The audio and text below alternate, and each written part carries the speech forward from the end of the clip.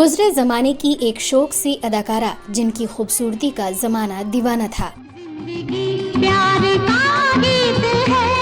जिस उम्र में आज की अभिनेत्रियां फिल्मों में एंट्री करती हैं, उस उम्र में उन्होंने फिल्म इंडस्ट्री में अपना सिक्का जमाने के बाद फिल्मों से ब्रेक ले लिया था। जिन्होंने अपने फिल्मी करियर की शुरुआत एक सिंगर के रूप में की, पर बाद में बन गई एक टॉप की अदाकारा। क्या आपको पता है कि आपकी इस चहेती अभिनेत्री ने करियर की शुरुआत में ही अपनी 2 फिल्मों में कुछ ऐसे विवादित सीन दिए जिससे फिल्म इंडस्ट्री से लेकर दर्शकों तक की आंखें फटी रह गईं। बेहद कम उम्र में ही फिल्मों में एंट्री करने वाली इस अदाकारा का करियर क्यों शुरू होते ही विवादों और आलोचनाओं का शिकार हो गया, और क्यों ढेरों अवार्ड जीतने वाली इस एक्ट्रेस ने बेहद कम समय में ही फिल्मों को अलविदा कह दिया, बताएंगे और भी बहुत कुछ। आप बने रहिए हमारे साथ। दोस्तों, आज के अपने इस शो में हम बात कर रहे हैं 80 के दशक की खूबसूरत और मासूम चेहरे वाली अदाकारा पद्मिनी कोल्हापुरी की। हर दिल को गाना पड़ेगा।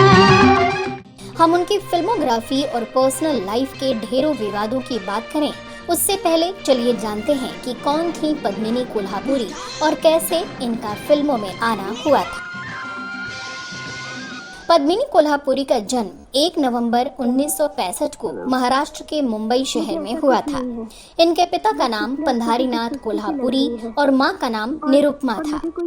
पद्मिनी की दादी पंडित दीनानाथ मंगेशकर की सौतेली बहन थी। इस तरह पद्मिनी रिश्ते में दिग्गज गायिका लता मंगेशकर और आशा भोसले की भतीजी लती थी।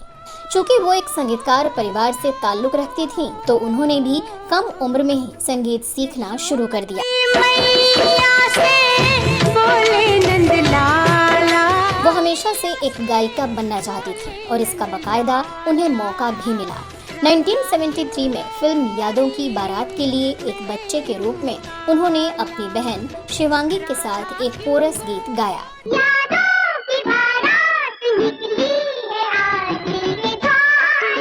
आगे भी उन्होंने कुछ और गीत गाए और कुछ एल्बम में भी गायिका के तौर पर अपनी आवाज दी। पद्मिनी ने विधाता, हम इंतजार करेंगे और सड़क छाप जैसी फिल्मों के लिए भी गाने गाए। उन्होंने प्रसिद्ध गायक बप्पी लहरी के साथ म्यूजिक लवर्स नामक संगीत एल्बम भी लॉन्च किया, लेकिन शायद किस्मत में उनका अभिनेत्री बनना लिखा था, इसलिए गायकी का ट्रैक थोड़ा बदल गया और एक्टिंग ने उसकी जगह ले ली। एक रिपोर्ट के मुताबिक 1975 में आशा भोसले ने देव आनंद को उनकी फिल्म इश्क इश्क इश्क के लिए पद्मिनी कोल्हापुरी का नाम सुझाया और इस फिल्म में एक बाल कलाकार के रूप में पद्मिनी की एंट्री हुई। फिर 1977 में उन्होंने फिल्म सत्यम शिवम सुंदरम में एक बाल कलाकार के रूप में भूमिका निभाई, जो उनकी सबसे प्रसिद्ध बाल भूमिका करार दी गई। इन फिल्मों में की गई इनकी इन भूमिकाओं के बारे में हम चर्चा आगे करेंगे।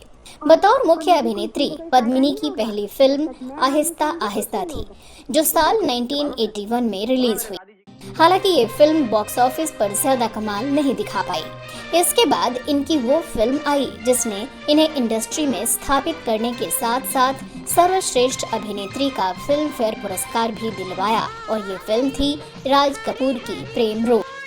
इसमें इनके अपोजिट ऋषि कपूर ने काम किया था और इनकी जोड़ी भी खूब पसंद की। इस फिल्म में निभाए गए उनके सशक्त अभिनय ने उन्हें रातों रात स्टार बना दिया था। इसके बाद पद्मिनी ने एक से बढ़कर एक फिल्मों में काम किया। वो 7 दिन, बेवफाई, स्वर्ग से सुंदर, दाता आदि खास रही। साल 1985 में मिथुन चक्रवर्ती के साथ आई उनकी फिल्म प्यार झुकता नहीं ने पूरे देश में तहलका मचा दिया, और फिल्म में उनके अभिनय ने उन्हें देश भर के प्रेमी जोड़ों के बीच एक नई पहचान दिलाई। चलिए अब बात करते हैं उनसे जुड़े कुछ विवादों की।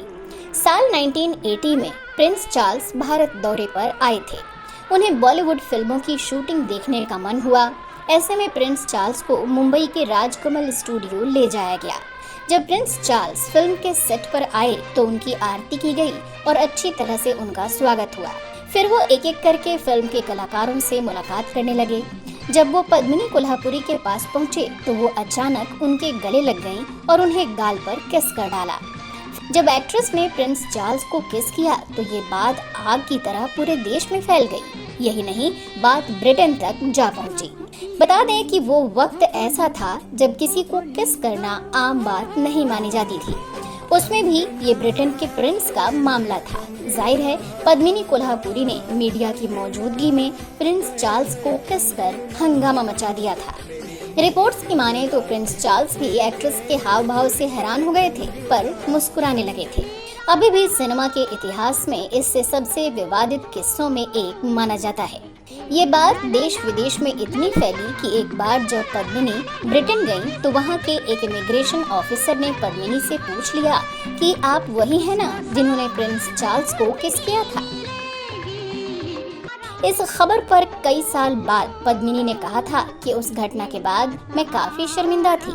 उनसे जुड़े एक और विवाद की बात करें तो साल 1980 में कम उम्र की पद्मिनी ने फिल्म गहराई के लिए एक ऐसा सीन दिया जो बेहद विवादित रहा। उस जमाने में जहां लड़कियों का फिल्मों में काम करना ही बहुत बुरा माना जाता था, ऐसे में पद्मिनी ने ऐसा सीन देकर सबके होश उड़ा दिए थे। फिल्म के इस सीन में पद्मिनी और अमरीश पुरी होते हैं। सीन में अमरीश कुछ क्रियाएं करते हुए नजर आते हैं। जानकार बताते हैं कि उनके इस सीन को देखने के लिए उन दिनों टिकट खिड़की पर लंबी लाइनें लगी रहती थीं। फिल्म के रिलीज होते ही फिल्म के सीन को लेकर विवाद भी खूब गहराया, लेकिन इसके बावजूद इस फिल्म के सभी शो हाउसफुल रहे। पद्मिनी ने उसी साल आई फिल्म इंसाफ का तराजू में भी लोगों का ध्यान अपनी ओर खींचा। इस फिल्म में एक ऐसा सीन होता है जब पद्मिनी अभिनेता राज बब्बर के सामने मजबूरी में हाथ पैर जोड़ती हैं और फिर राज बब्बर बुरी हरकत पर आमादा हो जाते हैं। उनके इस सीन ने तो जैसे हर तरफ एक हलचल पैदा कर दी। फिल्म के टिकट्स बहुत मुश्किल से मिलते थे। खबरों की माने तो खासकर इस सीन को देखने के लिए फिल्म के टिकट्स को लोगों ने ब्लैक में खरीदा। इस 7 से 8 मिनट लंबे चले सीन की काफी आलोचना भी हुई और वहीं इस फिल्म के लिए उन्हें बेस्ट सपोर्टिंग एक्ट्रेस के फिल्म फेयर अवार्ड से भी नवाजा गया। अवार्ड्स की बात करें तो पद्मिनी को एक बार बेस्ट सपोर्टिंग एक्ट्रेस का फिल्म फेयर अवार्ड मिला, तो साथ ही वो एक बार बेस्ट एक्ट्रेस के अवार्ड से भी सम्मानित हुई। साल 1999 में उन्होंने एक फिल्म निर्माता के रूप में बॉलीवुड में वापसी की और फिल्म रॉकफोर्ड बनाई। 2003 में उन्होंने लगभग 10 साल के बाद अपने बेटे के साथ एक मराठी फिल्म चिमनी पाखड से अभिनय में भी वापसी की। ये फिल्म एक बड़ी हिट साबित हुई। उन्हें सर्वश्रेष्ठ मराठी अभिनेत्री श्रेणी में स्क्रीन अवार्ड दिया गया।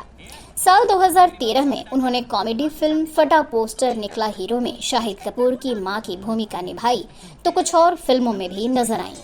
साल 2021 में वो कपिल शर्मा के शो में अभिनेत्री पूनम ढिल्लों के साथ दिखाई दी, जिसमें अपनी जिंदगी के बारे में खुलकर बात करती नजर आईं। जब भी हिंदी सिनेमा की महत्वपूर्ण अभिनेत्रियों की चर्चा होगी तो पद्मिनी कोल्हापुरी का नाम जरूर लिया जाएगा। हम उनके सफल और खुशहाल जीवन की कामना करते हैं। तो दोस्तों, आपको आज का हमारा ये शो कैसा लगा हमें कमेंट बॉक्स में लिखकर जरूर बताइएगा।